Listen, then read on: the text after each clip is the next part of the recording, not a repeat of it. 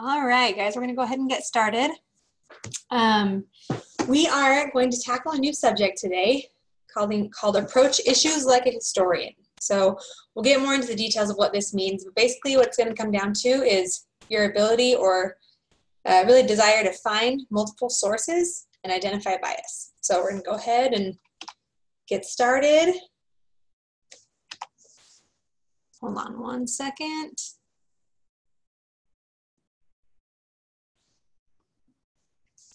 Okay, before we get going, just know that your session is being recorded, so let's not have any potentially awkward things happen. You know, that has happened to me in the past, by the way. So if you log into this session, go ahead and sign in using your first name, but then also send me a private chat message so that I can, with your first and last name, so that I can make sure that you get extra credit for joining our session.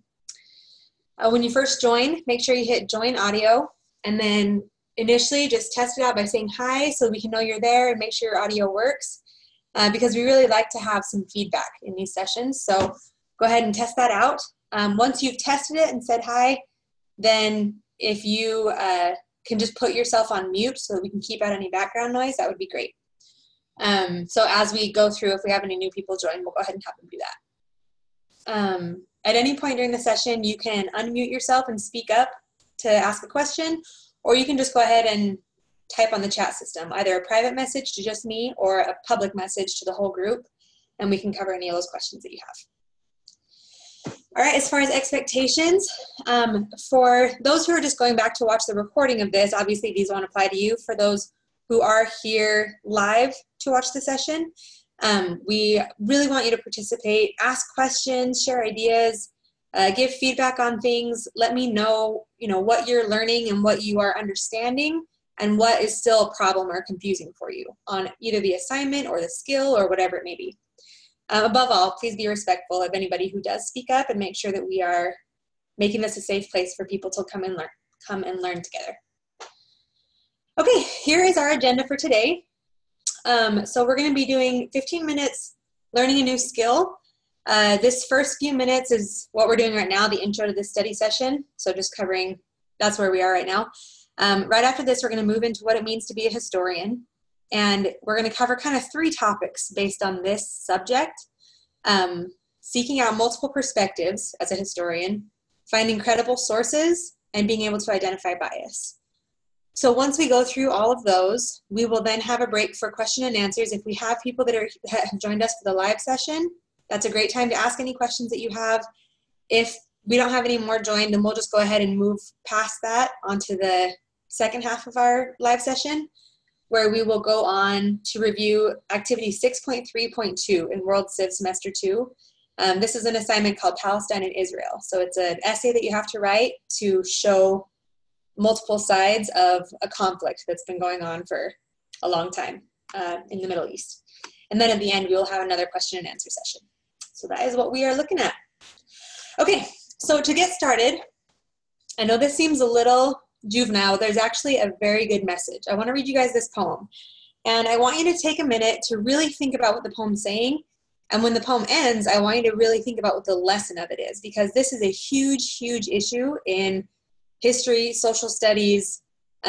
Really, it's a skill to be able to learn, to be able to apply to all aspects of your life, but it's especially crucial to understand this lesson in social studies. So we're going to go ahead and read this poem together. It's pretty short, but I just want you guys to think about what the lesson of this poem is. It's called The Blind Men and the Elephant. It was 6 men of India, to learning much inclined, who went to see an elephant, though all of them were blind, that each by observation might satisfy his mind. So for those that get confused by rhyming, which I know can definitely happen, 6 blind men are going to see an elephant. They've never seen one before, so they're going to go and try to figure out by observation what an elephant is, and they have no idea, no frame of reference. The first approached the elephant, and happening to fall against his broad and sturdy side, at once began to bawl, "Bless me, but the elephant is truly a brick wall." So initially, this first guy goes up and touches the side of the elephant, thinks that, oh, an elephant must be exactly like a brick wall. The second, feeling of the tusk, cried, "Ho, what have we here? So very round and smooth and sharp, to me it is very clear. this wonder of an elephant is actually a spear. So touching the tusk here, our second man, who is blind, just feels the tusk. That's the only part he can touch. And he thinks, oh, an elephant must be exactly like a spear. The third approached the animal, and happening to take the squirming trunk within his hands, thus boldly up and spake. I see, quoth he, the elephant is indeed a squirming snake. So touching the trunk, he believes it's most like a snake. The fourth reached out his eager hand and felt about his knee. What this wondrous beast actually is mighty plain to see. 'Tis clear enough this elephant truly is the trunk of a tree. So the fourth guy, remember, each of them are accessing a different part of the elephant. So the fourth guy touches the knee, the leg of the elephant, thinks, oh, an elephant must be exactly like a trunk of a tree. The fifth who chanced to touch the ear said, even the blindest man can tell what this resembles most. Deny the fact, who can? The marvel of this elephant is that, in fact, it is a fan. So this ear over here feels a lot like a fan that you would use to fan yourself. And the last, the sixth no sooner had begun about the beast to grope than seizing on the swinging tail that fell within his scope. I see, quoth he, the elephant is very like a rope. So all he has access to is just the tail of the elephant, which to him feels exactly like a rope. So here's the end of our poem. And so these men of India disputed loud and long, each in his own opinion exceedingly stiff and strong, though each was partly in the right and all were in the wrong. Okay, so this last sentence is basically saying each of these men had a different point of the elephant that they had access to. They had no idea what the other ones were feeling. They had no idea what impressions the other men had gotten, but they were so convinced that their explanation was correct because they could feel it with their hands. And they thought, gosh, if I can feel this with my hands, it must be right. It must be true. The elephant is exactly like a rope. Or another guy, the elephant is exactly like a brick wall. So I want you guys to think about these last two lines. Though each was partly in the right and all were in the wrong. Each of them had a piece of the truth, right? They all really were observing something on the elephant, but it wasn't the entire elephant. They couldn't see the big picture. So because of that, they were all in the wrong. So let me ask you this. What's the lesson here? What correlation or connection does this have to social studies, to the topics that we study? Let me think about that for just a minute.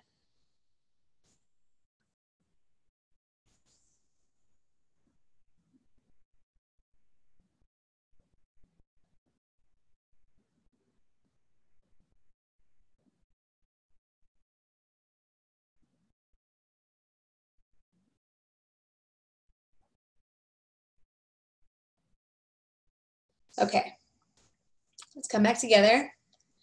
I want you to take this into your minds, and hopefully this is what each of you were thinking. There is always another side to the story. No matter what version of history you hear, there is always another side to it. There's always a different perspective, a different angle. There's always another side, and another, and another, and another. Most issues are not simple two-dimensional issues. Most of them don't even have, none have one side. Most don't even have two sides. Most have another side and another and another and another. And so the only way to really get a good grasp on a real historical issue or a real current issue happening in the world today is to get as many perspectives as we can, to find as many sources as we can to see multiple sides of the object so that we can see the whole elephant, not just one small part of it. And this is a line that I want you guys to remember. No version of history is 100% accurate because history is always told by a person, and people are imperfect. People have imperfect memories. People have imperfect biases because they tell the story through the lens of their own experience. And so their version of a story will not be the same as every other person's version of a story. So keep that in mind. No version of history is 100% accurate. But the closest that we can get to 100% accuracy, we get there by seeking out all possible angles to get the biggest picture that we can. Okay, so the point of me saying this is that when you are given an assignment and you're, let's say it's a research assignment, and you're asked, hey, research this particular topic, find sources, cite your sources, and write, multiple paragraphs about this topic.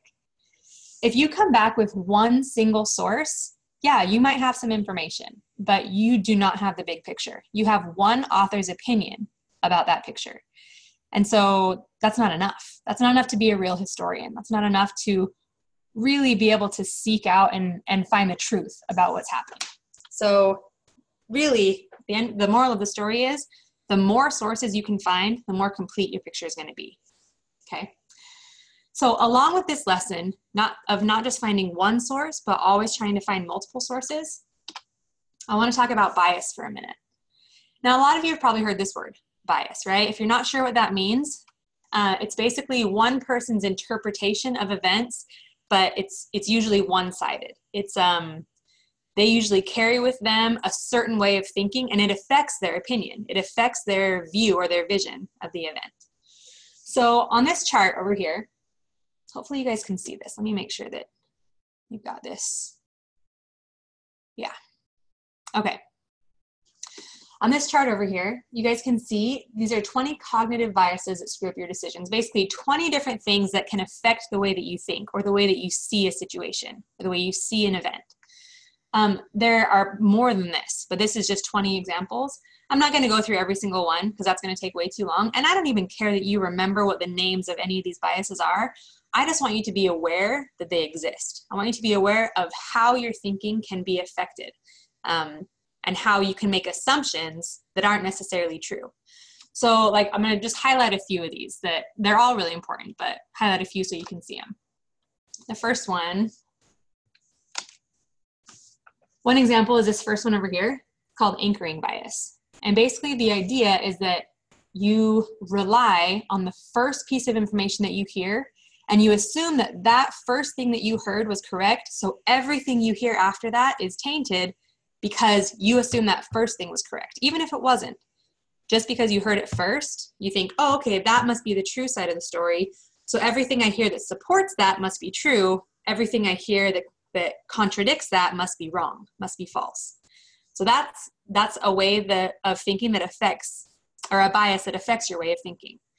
And so it's kind of a dangerous thing, because the first thing you hear might not always be correct. So be aware of that you need to keep an open mind until you've heard multiple sources and then make your stance. Okay, the next one, confirmation bias. And this one's basically saying, when you only read or listen to information that supports what you already believe.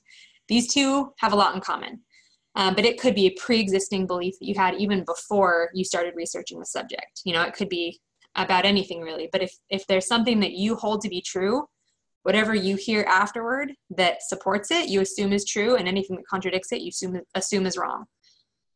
So make sure that you, again, are keeping an open mind until you hear from multiple sources. And this last one, the bandwagon effect or bias.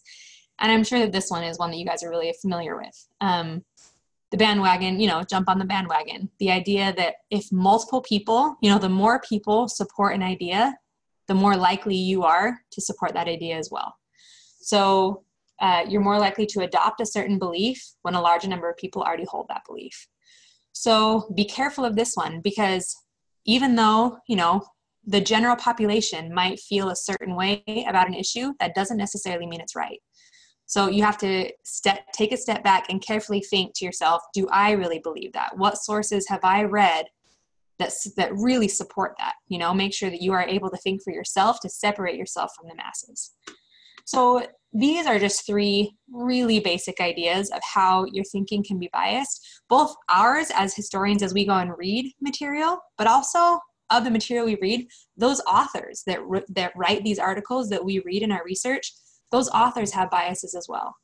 And so you need to be on the lookout for any biases that an author might be showing in order to really know if the author can be trusted, if they have, credibility. So if you're trying to identify bias, or if you're trying to make sure that you are finding, the most correct information you can kind of narrow it down in 3 major steps. So the first thing you want to do is, as you read an article that you've heard by somebody else, you have to ask yourself, how does this author feel about the subject and how do I know?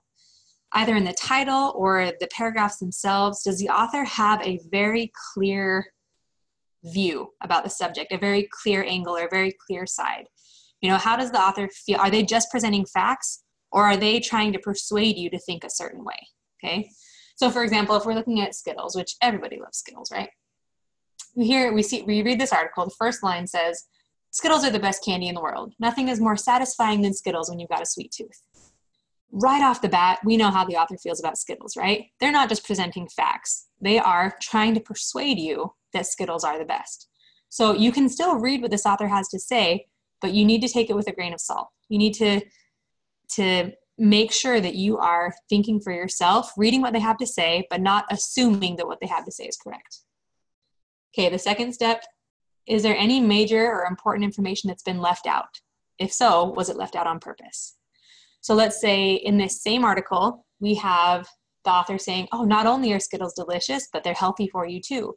There's no trans fat or cholesterol in this scrumptious treat. Okay, this is true. There's probably not trans fat or cholesterol in Skittles. But what's missing from this? Like, are Skittles really a healthy treat? Because what's the big piece of information that they forgot to include, or not forgot, but probably chose to leave out? The major thing is Skittles are packed full of sugar, right? But because this person's trying to convince you to eat Skittles, they just left that part out of it.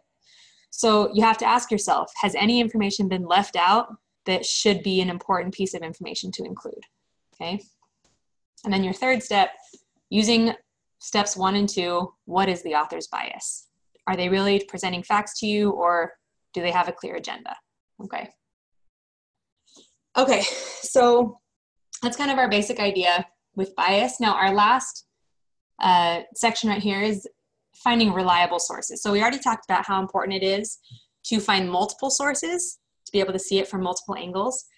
But you need to make sure that those sources are reliable, because not every website is created equal. You know, you can look up a lot of things on Google and you can read a lot of lies, a lot of untrue things, a lot of things that are trying to sway you a certain way.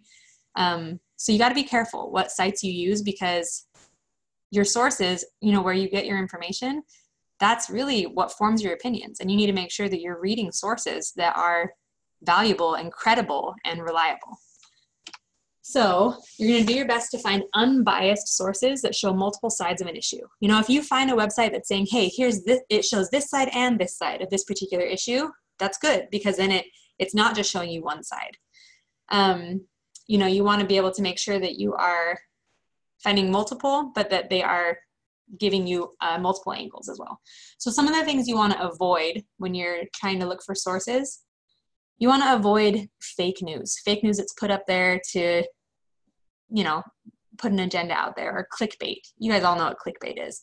Things that have a catchy name or a catchy title just to get you to click on it and read the article, even though the clickbait title might not really have any foundation. It might be completely false, but they're just putting it there to help you or to get you to come into their website.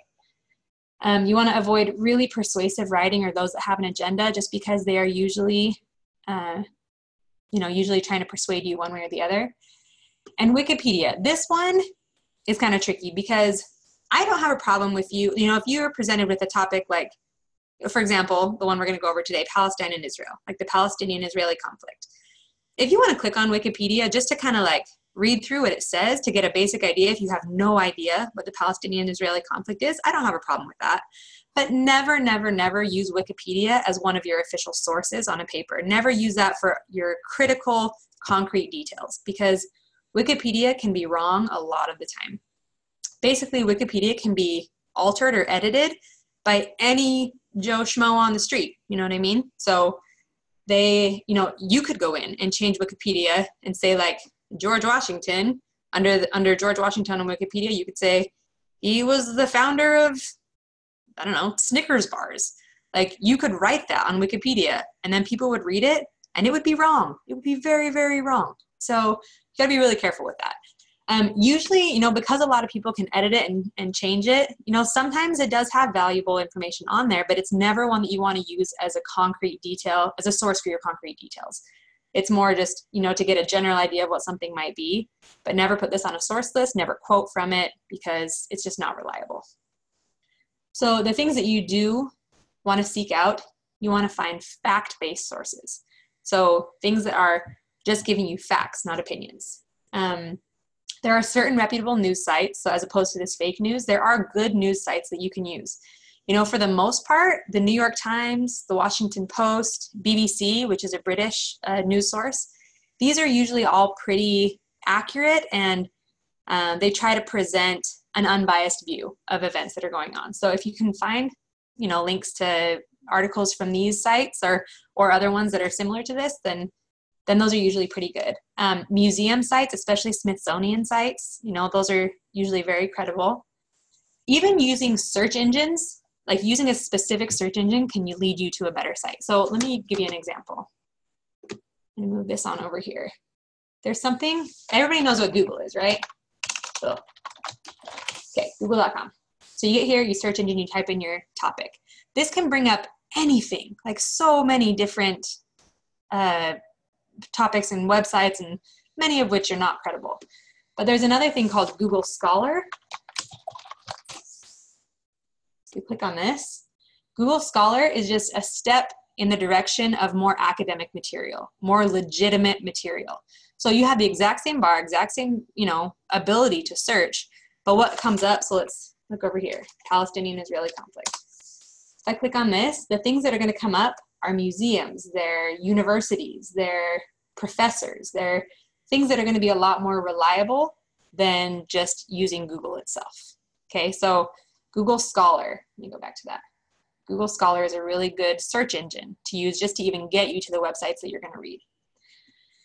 Okay, and then lastly, usually sites, and again, these are not hard and fast all the time rules, but usually sites that end in edu or .gov or .org are usually going to be a little more valid. There are a lot of great websites that end in .com that are legitimate and accurate, but there are a lot that aren't.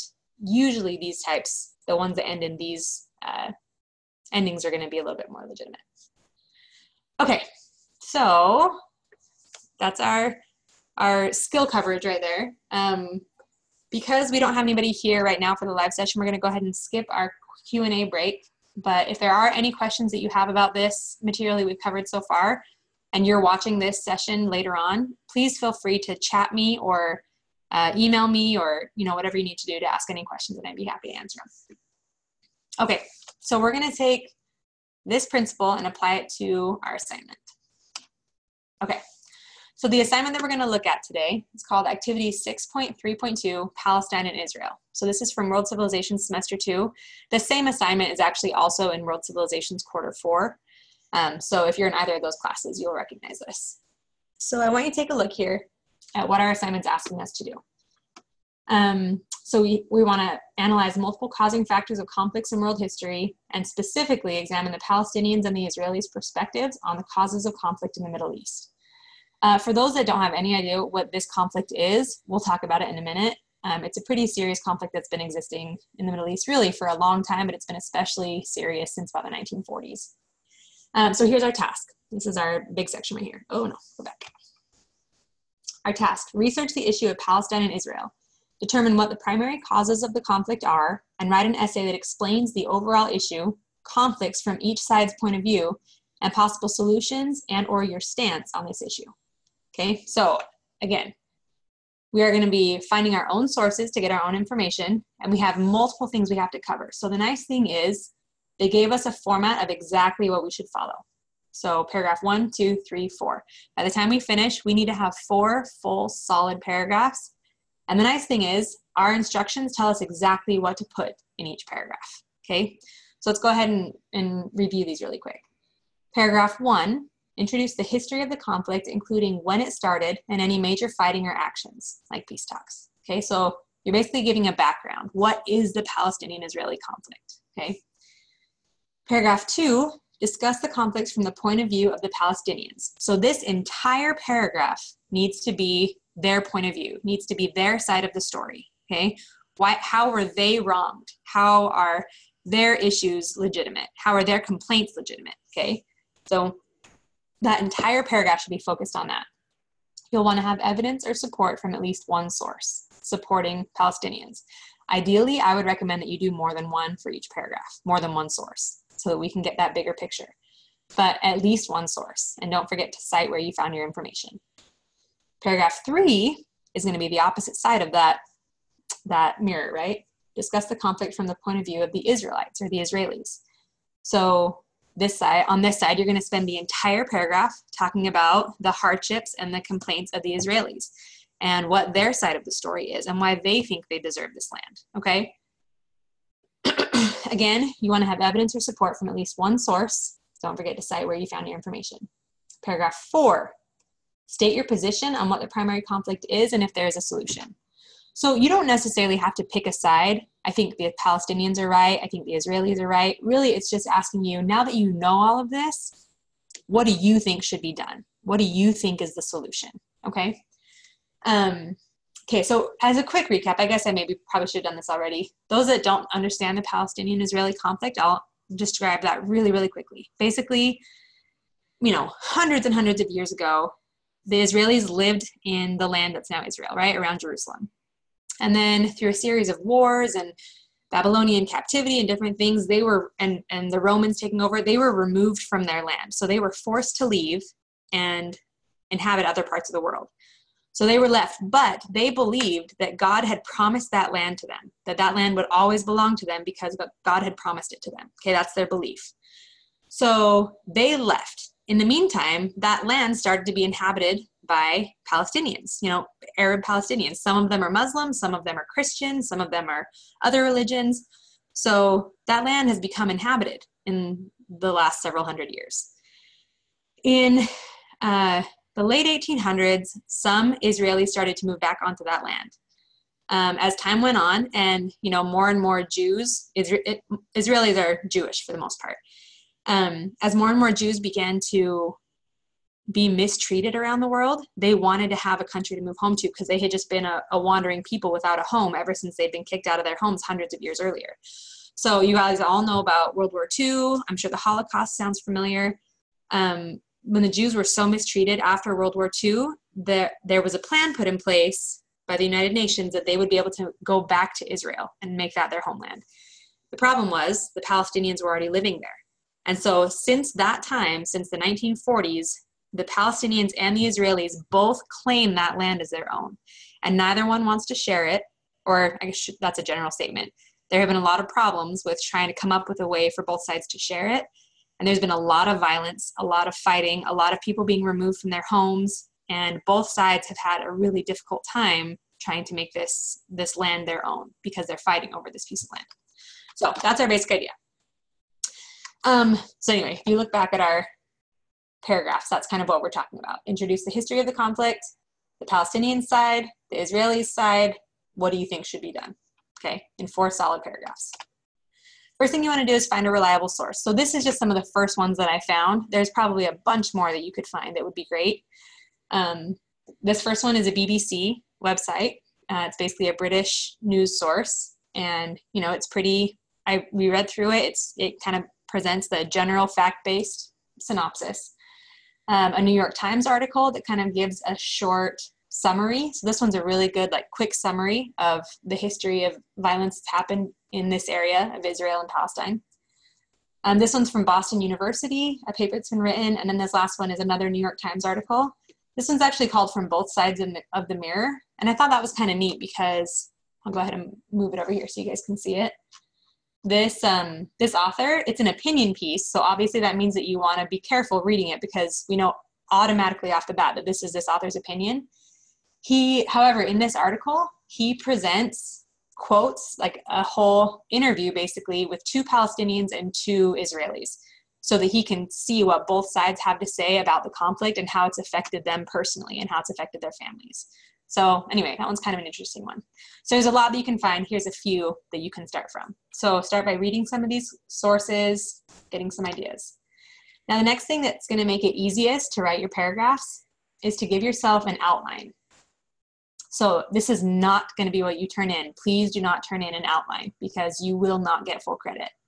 This is just to help you figure out what you're going to put in your paragraphs. So, your first paragraph, here's some bullet points, some examples of what you could put in, basically explain it's 2 groups fighting over the same land. Even though the conflict's really gone on for a long time, the major conflict started in the 1940s. Wars were fought in the 40s and 60s, and all this information is in those articles that I just posted.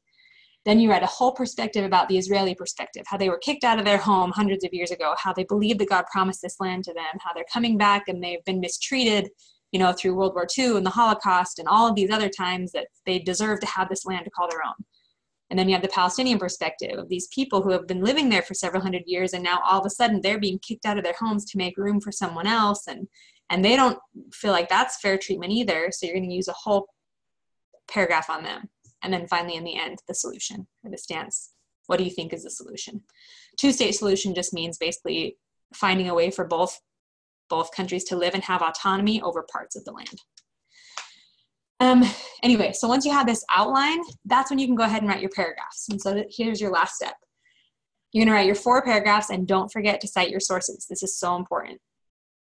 So for those that followed my last live session, or if you didn't, there's something called the cheeseburger model, where basically a cheeseburger is made of a top bun, meat, other toppings, and a bottom bun, right? There's 4 major parts.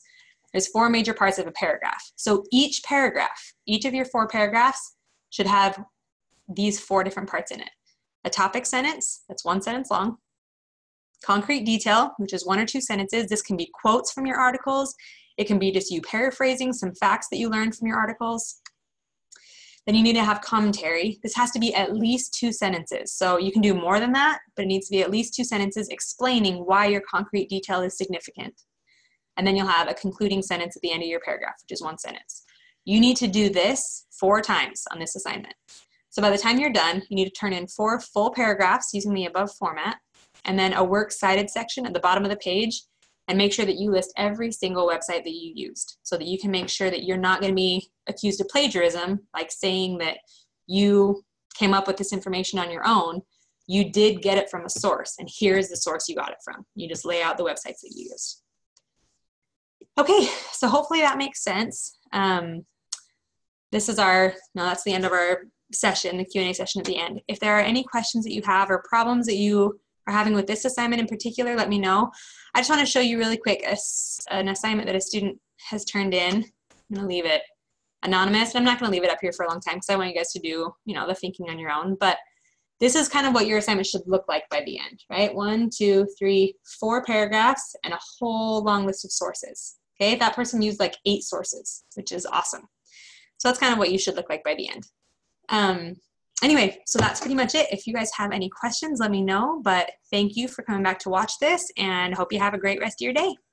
Thanks.